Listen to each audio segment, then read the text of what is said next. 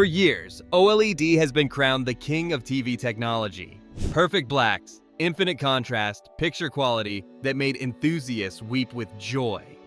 Walk into any forum, any tech blog, any YouTube comment section, and someone will tell you OLED is the only choice for serious viewers. But here's what nobody wants to admit in 2026. OLED is getting absolutely demolished in real-world living rooms. Not in dark home theaters with blackout curtains and controlled lighting. In actual homes where people watch TV during the day with windows open and lights on. In these rooms, OLED isn't king. It's getting humiliated by a technology most casual buyers have never even heard of. Mini LED. The numbers don't lie. Mini LED TVs are hitting 3,000 to 5,000 nits of peak brightness while OLED struggles to break 2,200. Mini LED panels have thousands of dimming zones, creating contrast that rivals OLED's perfect blacks without any of the compromises. Mini LED has zero burn-in risk, while OLED owners live in fear of static logos. And in the showrooms where salespeople line up TVs side by side under normal lighting, Mini LED is making OLED look dim, washed out, and outdated. This isn't hype. This isn't marketing. This is the brutal reality of 2026, and it's time someone said it out loud. Before we dive into exactly how Mini LED is crushing OLED, smash that subscribe button and hit the like. And here's my question for you. Which TV are you using right now, and what problems are you facing with it? Is your screen washing out in daylight? Are you worried about burn-in? Drop your experience in the comments because this discussion affects every single person watching TV in 2026. Now, let's break down why Mini LED is absolutely humiliating OLED this year. The brightness massacre.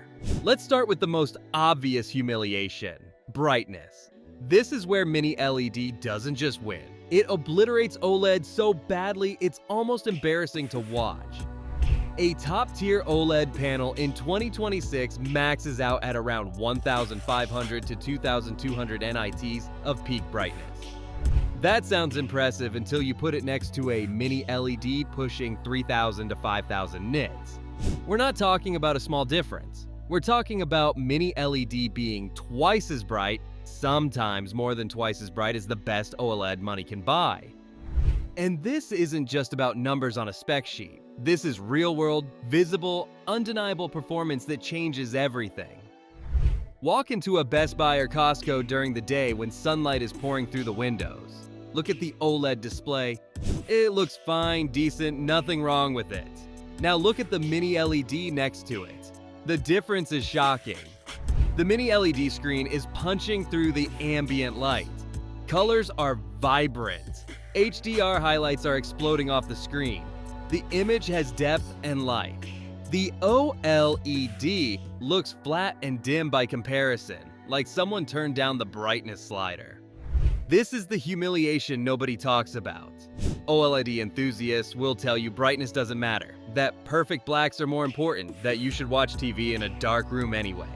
But that's not how real people live. Real people watch TV on Saturday afternoons with sunlight streaming through windows.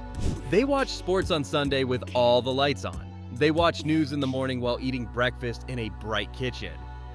In every single one of these scenarios, Mini LED dominates and OLED struggles. Samsung's Neo QLED line and Sony's Bravia 9 are the perfect examples. These Mini LED panels maintain their punch and clarity even in the brightest rooms. You don't need blackout curtains. You don't need to turn off every lamp. You don't need special glare filters or careful positioning. The TV just works, looking incredible in any lighting condition. OLED can't say the same. OLED needs darkness to show its strengths, and most living rooms aren't dark during the hours when people actually watch TV. Here's the technical reason why. OLED pixels emit their own light, and to preserve those perfect blacks, the panel has to limit overall brightness. Push an OLED too hard and the pixels wear out faster, colors shift, and the panel's lifespan drops. So OLED manufacturers keep a tight lid on peak brightness to protect the technology. Mini LED doesn't have this problem. The backlight is separate from the LCD layer, which means you can crank the brightness as high as the LEDs can go without damaging anything. And modern mini LED backlights can go extremely high. Some people will point to the new tandem OLED technology that's been announced, claiming it can hit 4,500 nits. And yes, in lab conditions, under perfect circumstances, some experimental panels have hit those numbers. But here's the reality. Those panels aren't in production yet. They're not in stores. They're not in living rooms. And even when they do arrive, they'll cost a fortune. Meanwhile, mini LED is hitting 3,000 to 5,000 nits right now. Today, in TVS, you can buy for reasonable prices. Mini LED's brightness dominance isn't coming. It's already here, and OLED is scrambling to catch up. The burn-in nightmare that mini LED eliminated. Now, let's talk about the problem OLED owners don't like to discuss. Burn-in. This is the ghost that haunts every OLED panel ever made. Permanent image retention, static logos, news tickers, sports scoreboards, video game HUDs. Anything that stays in the same spot on the screen for hours and hours can burn into the panel. And when it happens, there's no fix. The damage is permanent. You either live with the ghost image or you replace the entire panel, which can cost $500 or more, even if you're out of warranty. OLED manufacturers have made improvements. Pixel shifting, screensavers, automatic brightness limiters, heat management systems, all designed to reduce the risk. And yes, burn-in is less common than it used to be, but it's still there. It still happens. And once it happens, you're done. Your expensive OLED just became a very expensive piece of damaged hardware. Mini LED doesn't have this problem at all. Zero burn-in risk. You can leave the same channel on for 12 hours straight every single day for years, and the panel will look exactly the same. Static logos don't matter. News tickers don't matter. Game HUDs don't matter. The mini LED backlight uses inorganic LEDs that last 100,000 hours or more without degradation. There's no organic material that can wear out. There's no pixel shift to worry about. There's no anxiety about what you're watching or how long you're watching it. This is a massive deal for certain viewers. Think about seniors who watch the same news channel all day.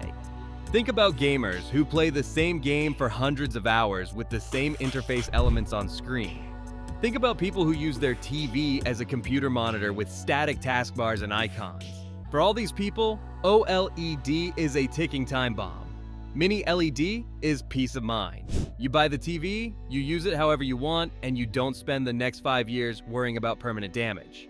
And let's be honest about the real-world impact. Even if you're careful, even if you follow all the best practices, OLED panels age. After 5 years of heavy use, you'll notice the brightness has dropped. You'll notice colors aren't as vibrant. You'll notice the panel doesn't look as good as it did when it was new. That's organic degradation. It's built into the technology. Mini LED doesn't age like this. A mini LED that's 5 years old looks almost identical to one that's brand new because the backlight doesn't degrade the same way. This means your investment holds up better over time. The contrast war mini LED is winning. Here's where OLED fans will fight back. They'll say OLED still has perfect blacks and infinite contrast ratio, and they're technically right. An OLED pixel turned off is completely black. No light, no glow, absolute darkness. Mini LED can't match that because it has a backlight, and even with thousands of dimming zones, there's still some light leakage. But here's the thing, in 2026, Mini LED has gotten so good at local dimming that the difference is almost invisible in real content. High-end Mini LED panels now have 2,000 to 5,000 individual dimming zones. Each zone controls a small cluster of LEDs behind the screen. When a scene is mostly dark with a few bright elements, like stars in space or streetlights at night, the Mini LED turns off most zones and only lights up the areas that need brightness. This creates contrast ratios of 10,000 to 1 or higher, which is close enough to infinite for most viewers. Yes, OLED's infinite contrast is technically better, but the gap has shrunk so much that it's no longer a deal breaker. In blind tests where viewers don't know which TV is which, many people can't tell the difference between high-end Mini LED blacks and OLED blacks when watching normal content. The Mini LED blacks look deep and rich. The contrast is stunning. The only time you might notice a difference is in very specific test patterns or extremely dark scenes with tiny bright elements, and even then, you have to look carefully. For movies, TV shows, sports, and gaming, Mini LED contrast is more than good enough. And here's the kicker. Mini LED delivers this near OLED contrast while also giving you that 3000 to 5000 night brightness. OLED can't do both. OLED gives you perfect blacks but sacrifices brightness. Mini LED gives you great blacks and incredible brightness. In a bright room, that combination makes Mini LED look better than OLED, even though OLED has technically superior blacks. The brightness overpowers the slight advantage in black levels. Think about it like this. Would you rather have a TV with absolutely perfect blacks but dim highlights, or a TV with near-perfect blacks and highlights so bright they make you squint? For most people in most rooms, the answer is obvious. Mini LED's combination of deep blacks and explosive brightness beats OLED's perfect blacks and limited brightness. That's why Mini LED is winning the contrast war even though OLED has the better specs on paper. The cost advantage. Nobody expected. Now let's talk money, because this is where Mini LED delivers another humiliating blow to OLED. Bigger screen sizes have always been expensive with OLED. An 85-inch OLED will run you $3,000 or more, sometimes much more if you want the latest flagship model. That's a huge investment. Most families can't justify spending $3,000 on a TV. But here's the plot twist. You can get an 85-inch Mini LED for $1,500 to $2,500, sometimes less during sales. That's half the price or even less than half the price for a screen that performs better in bright rooms and has zero burn-in risk. The reason is manufacturing. OLED panels are expensive to make, especially at larger sizes. The yield rates are lower, the materials cost more, and the production process is more complex. Mini LED is essentially an advanced LCD panel with a better backlight. And LCD manufacturing is mature, efficient, and cheap at scale. As Mini LED technology improves, the prices keep dropping while performance keeps climbing. OLED prices are stuck high because the fundamental manufacturing challenges haven't changed. This price advantage matters in ways that go beyond the initial purchase. Mini LED is also more energy efficient in mixed content. OLED sips power when displaying dark content because the pixels are off, but when displaying bright scenes, OLED has to work hard and power consumption spikes. Mini LED uses more consistent power across different content types, and in real-world viewing with mixed bright and dark scenes, Mini LED often uses less total energy. Your electricity bill might not change dramatically, but over 5 years, the savings add up. Plus, when you factor in longevity and burn-in risk, Mini LED becomes an even better value. You're not just buying a TV. You're buying a TV that will look almost the same in 5 years as it does today. You're buying a TV that won't develop ghost images or permanent retention. You're buying a TV that you can use however you want without worrying about damage. That peace of mind has value, and it makes Mini LED's lower price tag even more attractive. The real-world performance gap. Let's bring this all together with real-world examples because this is where the humiliation becomes crystal clear. Imagine you're shopping for a TV. You walk into a showroom during the afternoon. The store has big windows, overhead lights, normal retail lighting. You see an LG OLED next to a Sony Bravia 9 Mini LED. Both are playing the same demo content. Both are flagship models. Both are 75 inches.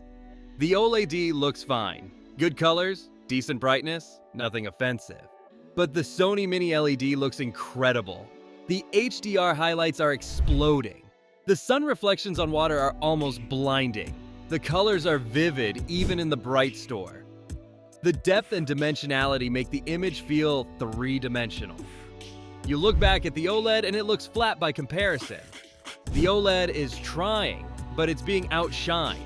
Literally outshined by the Mini LED. This is what's happening in stores across the country.